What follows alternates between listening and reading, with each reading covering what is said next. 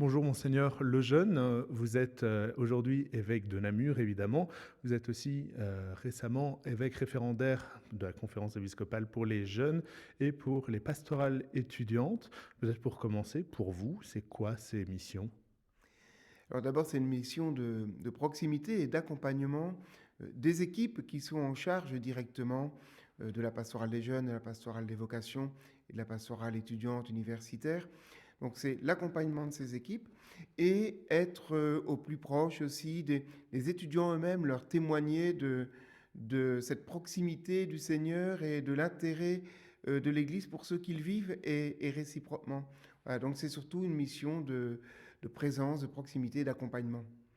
Vous qui avez été, qui êtes assomptionniste, qui avez participé à différentes aumôneries et pastorales étudiantes, vous avez aussi été à la tête du pèlerinage national en France à Lourdes.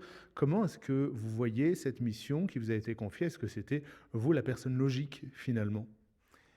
Alors, je ne sais pas s'il y avait une logique dans cela, mais en effet, euh, mon ministère pendant de nombreuses années a été auprès des jeunes, collèges, lycées, étudiants. Et donc, il y a une continuité en tous les cas. La proximité que j'ai avec le monde des jeunes, et même d'ailleurs dans les nombreuses préparations au mariage que je fais de jeunes que j'ai accompagnés, eh bien, fait que je peux encore comprendre leur langage, parler leur langage et une certaine proximité encore qui se vit et qui facilite peut-être mon ministère. Aujourd'hui, parler aux jeunes pour l'Église, est-ce que c'est évident et est-ce que c'est facile?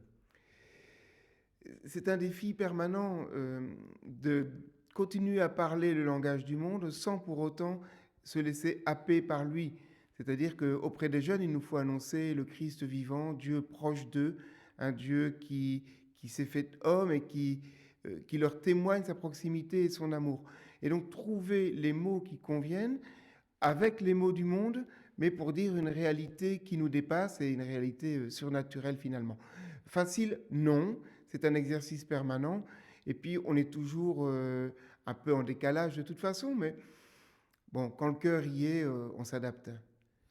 Est-ce que l'Église reste, malgré ce décalage, crédible aux yeux des jeunes?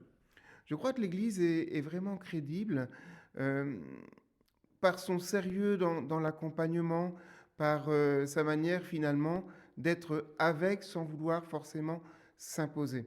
Et il n'y a qu'à voir le nombre de catéchumènes et de demandes de confirmation d'adultes euh, pour, euh, pour s'imaginer quand même que ces jeunes recherchent quelque chose, une spiritualité, en tous les cas quelque chose qui les dépasse, et ils font confiance à l'Église pour les accompagner sur ces chemins.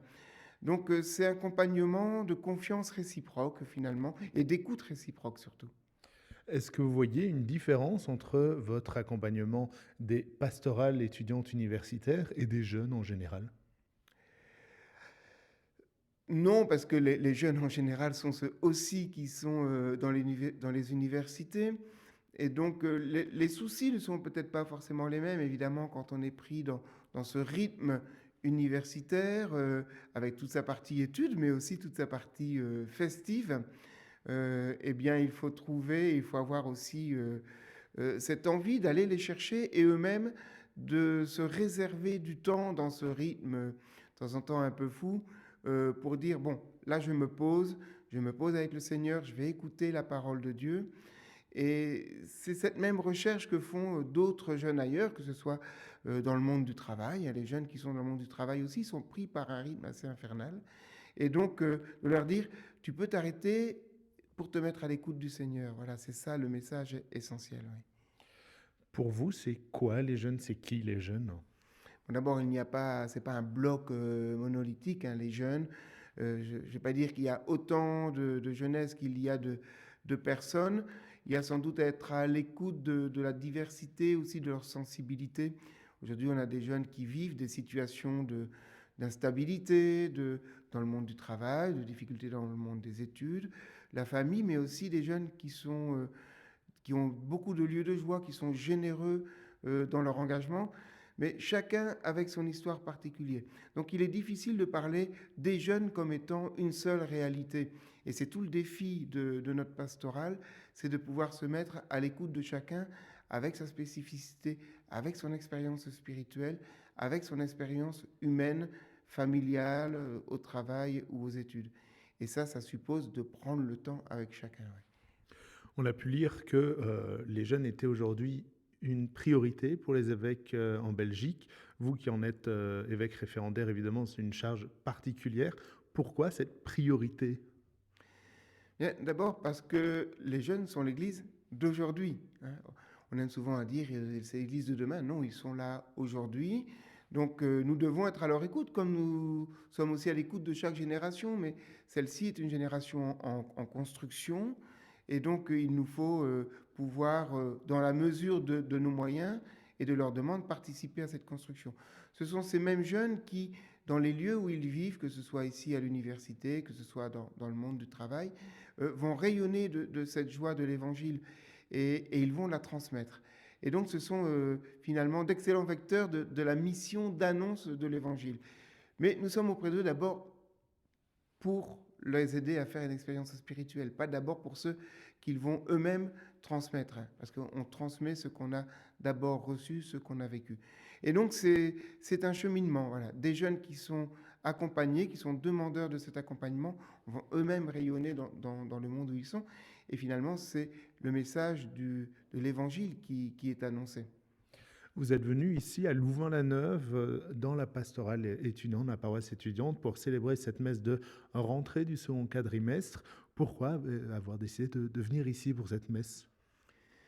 L'Église doit être là où sont les jeunes. Et donc, ils sont à une étape de leur année universitaire où eux-mêmes ont souhaité pouvoir célébrer ce début d'année avec une Eucharistie.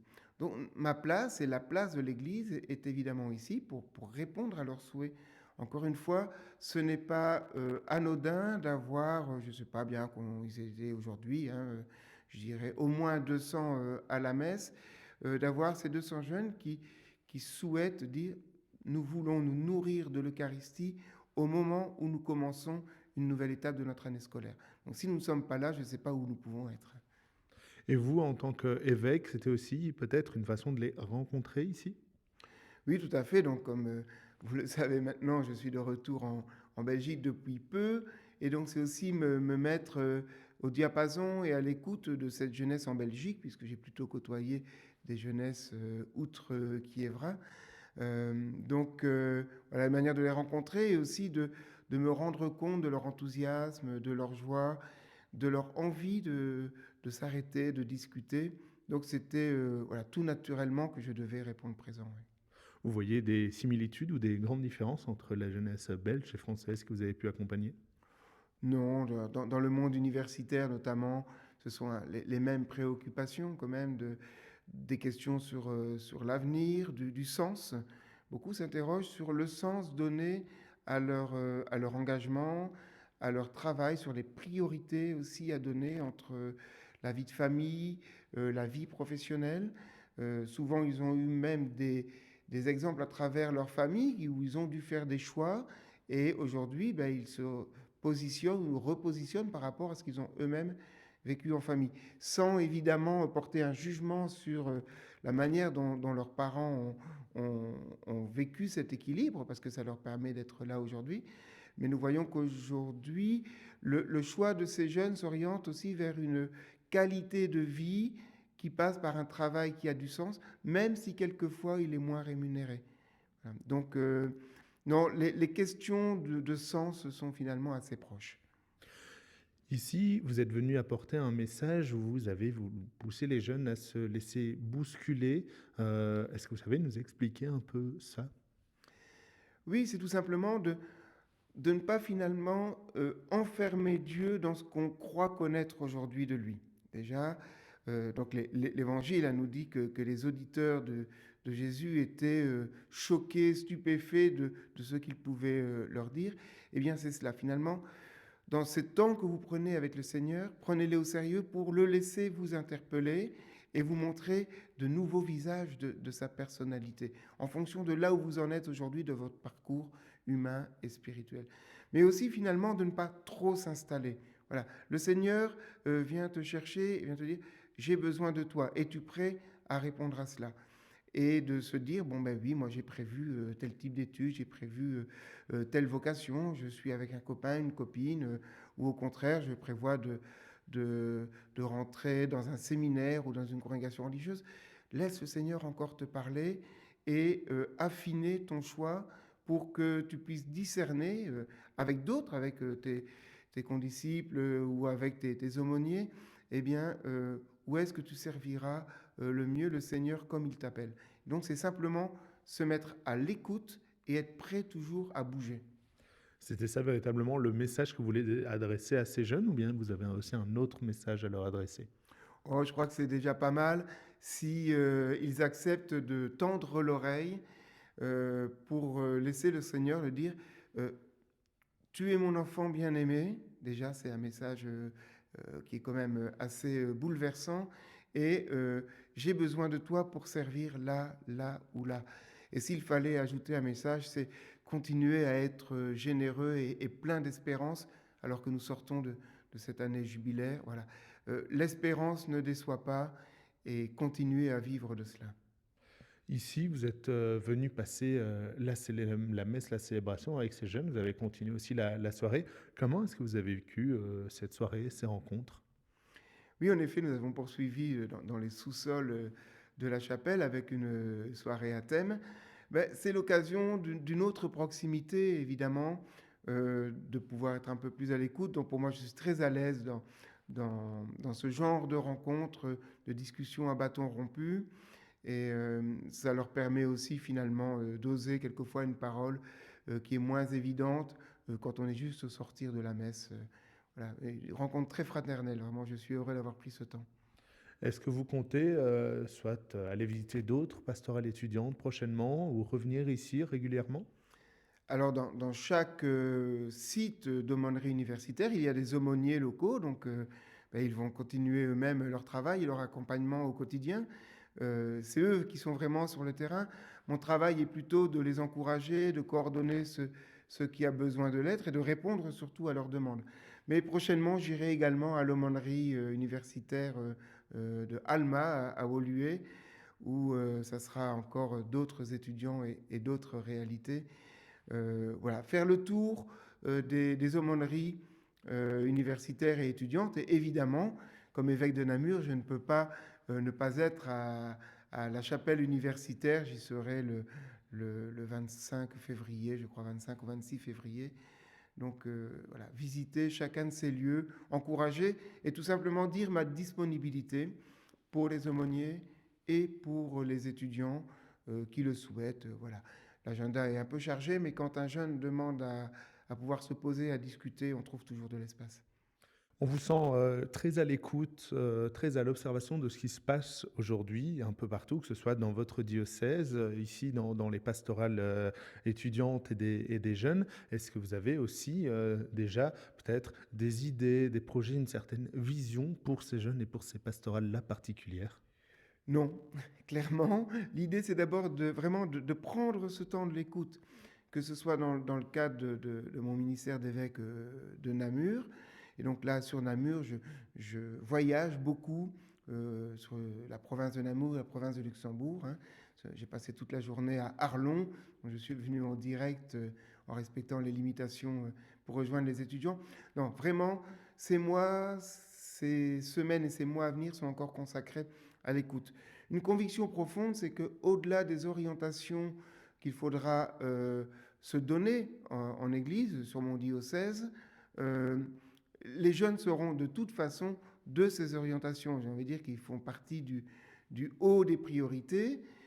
Parce que, encore une fois, ils seront aussi les premiers acteurs de cette Église, et donc ils devront aussi aider à choisir ses priorités. Donc, un soin apporté particulièrement à ce monde de la jeunesse, mais les mois à venir sont encore consacrés à l'écoute, à l'écoute de différents acteurs du diocèse de Namur pour pouvoir ensemble se donner des orientations pour les 3 ans à venir. Ici, cette pastorale, qu'elle soit pour les jeunes ou pour les étudiants, est-ce qu'elle est fondamentalement différente de la pastorale générale ou bien c'est une sorte de pastorale intégrée un peu dans tous les autres types de pastorales qu'on peut connaître ou avoir? Mais l'essentiel de la vie pastorale, c'est d'annoncer l'Évangile, d'annoncer le Christ vivant et de vivre de cela. Donc, elle n'est pas fondamentalement différente. Alors peut-être que les mots que nous utiliserons avec les étudiants sont différents, évidemment, des mots qu'on pourra utiliser dans une vie paroissiale ou dans une conférence à Namur. Mais l'essentiel du message est là. L'Évangile, le Christ est ressuscité et il veut ton bonheur, il veut notre bonheur à chacun. Et s'ouvrir à lui, c'est s'ouvrir à la vie, tout simplement. Est-ce qu'il y a quelque chose que vous tirez encore aujourd'hui de toutes vos expériences déjà d'aumônerie?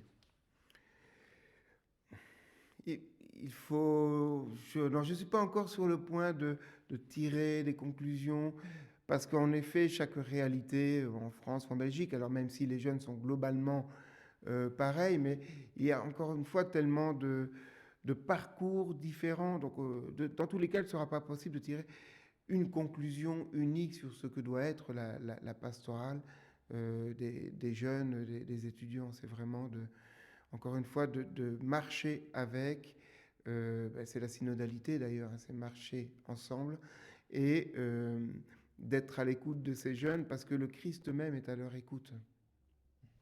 Ici, vous avez pu découvrir un peu cette ville de Louvain-la-Neuve qui est fondamentalement différente déjà des autres villes en Belgique, des autres environnements. Comment est-ce que vous voyez cette ville et ses étudiants, plus particulièrement, y compris les étudiants qui viennent à la pastorale? Ouais, j'ai pas encore bien pris le temps de découvrir la ville et même le campus, mais en tous les cas, les échos qui m'en sont donnés, c'est une belle alchimie entre les habitants de Louvain-la-Neuve et ce monde étudiant. Et bon, de ce que j'ai pu voir ce soir, alors évidemment, ce n'est qu'une partie du monde étudiant. Ce sont des jeunes qui sont heureux, qui sont à l'aise et qui étaient heureux d'être là et de prendre le temps de venir célébrer ici. Est-ce que vous avez peut-être un dernier mot ou un souhait pour ces jeunes et ces étudiants? Ben, si ce n'est que de le souhaiter à chacun de ces jeunes de vivre cette nouvelle étape de leur année universitaire dans la confiance, dans la joie et dans l'espérance. Voilà. Et encore une fois, n'hésitez pas à vous appuyer les uns sur les autres et à vous appuyer sur le Christ qui est le rocher. Qui est le rocher, c'est solide et vous pouvez compter sur lui. Merci beaucoup. Avec plaisir.